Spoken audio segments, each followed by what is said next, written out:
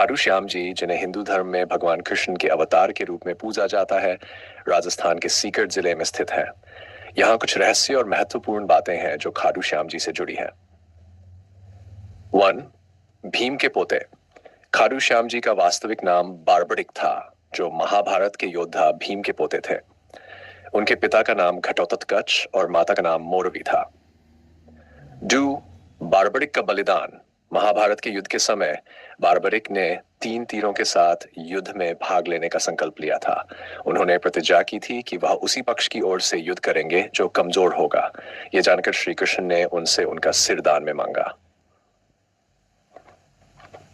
कृष्ण का वरदान। श्री कृष्ण ने बार्बरिक के सिर को वरदान दिया कि वह कलियुग में खाटू श्याम के रूप में पूजे जाएंगे। कहा जाता है कि बार्बरिक का सिर युद्ध समाप्त होने तक एक पहाड़ी पर रखा गया था, जहां से उन्होंने पूरी महाभारत देखी।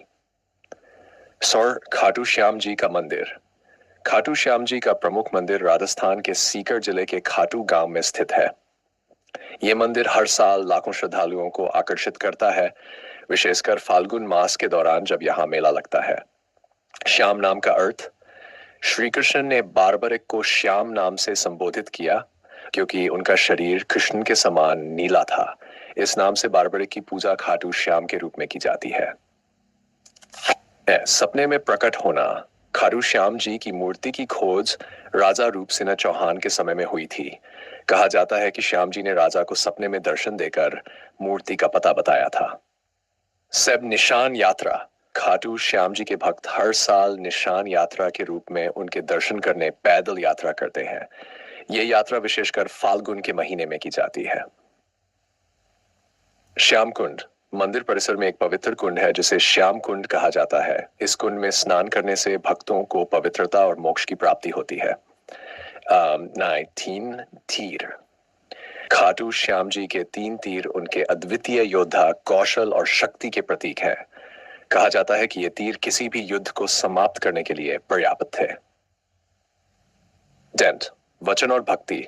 खाटू श्याम जी के भक्तों का मानना है कि सच्चे दिल से की गई प्रार्थना और वचन को श्याम जी अवश्य पूरा करते हैं। उनकी भक्ति में निस्वार्थ सेवा का विशेष महत्व है। खाटू श्याम जी की कहानी।